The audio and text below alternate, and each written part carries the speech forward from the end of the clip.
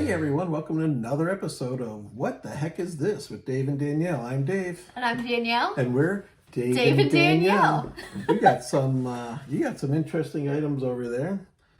So as you know, we go around to flea markets, auctions, antique stores. We like to find weird, obscure things and maybe learn a little something along the way and educate a little something along the way. That's interesting. So obviously I know what it is.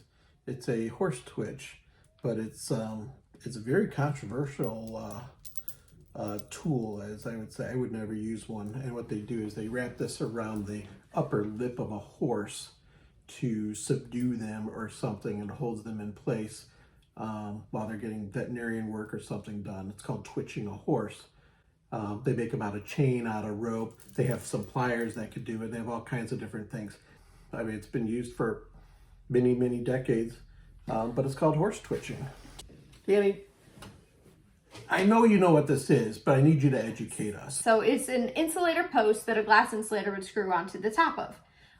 But I recently was educated by a customer of ours because we've had a few different shapes of these. We have some where the bottom part of the post is round like this, and we have some where it's pointed, like almost like chiseled into like a wedge. Yeah, okay. Into like a little pie slice almost at the bottom. So he taught me that the round ones are the ones that go on the top of the telephone post. Oh, so that the crossbars. Mm-hmm. Okay. So it sits in the top like this. If it's round on the bottom, it means it goes in like this. The insulator screws it on the top. Because this is round, this goes in the top. What about the wedge ones? So obviously you're not going to be able to stick this in the side of a post. It's not going to be very strong, especially it's going to have the glass insulator on it, the wires. So the other ones are cut into a wedge shape. So they're either stuck into the side of a post or they're screwed onto the side like of the post, kind of like this, and at a bit of an angle. To fasten. Okay, thanks for educating us on that. So this would get a little guy screwed on there. I wish I had one around here. I'd screw it on, but I don't think I have one here. Now, the next item I have for you. I have 2 of these in the shop right now, so I only brought you one. You usually find them in pairs. But I have this. Well, the good news is you're holding it the right way. A lot of people will come up to me and say, "What's this?" So this is real nice. All the pitting on it. So everyone's hint is this is a very slippery surface, right? The 3 bolts come up through here and it goes into the floor of a wagon or a buggy. Okay, this is a Buggy Step. Okay, so this would get fastened underneath, right where you would step up to get into the buggy. 3 bolts usually go through the floor. You get a nut on the other end. Usually find them in pairs, I think. This is a nice one. Usually one of these is really bent or something like that, or broken. Sometimes you find them with the bolts because the wood of the buggy rots out, but this doesn't rot out, so you'll find this on the barn floor or something like that. So it's a Buggy Step. Simple as that. I see these a lot. They're usually tin. They're advertising pieces.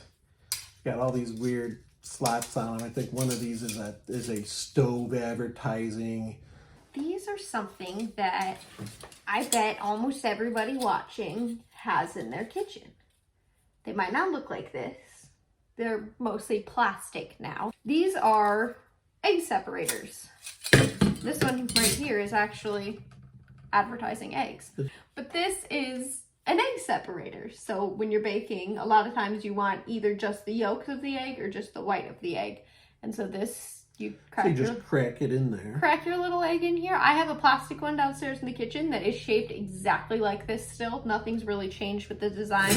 So can I still use one of these today? There's no reason I couldn't, right? Eggs haven't changed over time. I'd clean it up really well, but yeah, it would fundamentally work in exactly the same way. I just crack it, I would do this, get the egg whites in there, throw the yolk away. This little pit down here holds onto the yolk for you, and the eggs will fall right through the little slots. Love it. I personally wouldn't buy these to use today. Okay. It wouldn't be worth it to me, the effort that you'd have to go through to just clean the rust off of them and make them food safe again. You can't put it in the dishwasher, Yeah. Okay. But cool. Technically they would work if you wanted to. I brought this extra thing. It's not really a what is this kind of thing, but they're cool, and I thought you'd have fun looking at them real quick. I got 5 little things here. So they're little figures. Little people. Okay. So I'm familiar with these. These are from the early 1960s. This is real interesting because Lewis Marks Company, which is known for their metal toys, started making a series of these called Fairykins, Fairykins, okay? And they released, I don't know, maybe 35 of them. And they're usually off the Grimm fairy tales. Like this is clearly Jack from Jack and Jill Went Up the Hill. He has a little pail of water. This is Hansel, and that's Gretel. Okay, now here's what's interesting. These are Fairykins. This is clearly Geppetto. But if you look at them, Geppetto is bigger than the rest of these. That's because this isn't a Marks Fairykin. This is actually called a Disney kin, and it sort of came out at the same time, and they were fighting back and forth trying to capture the market. So this one actually falls under the Disney kin series.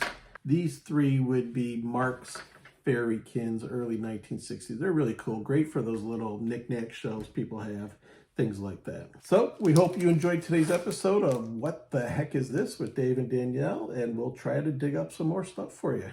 Bye. Bye-bye.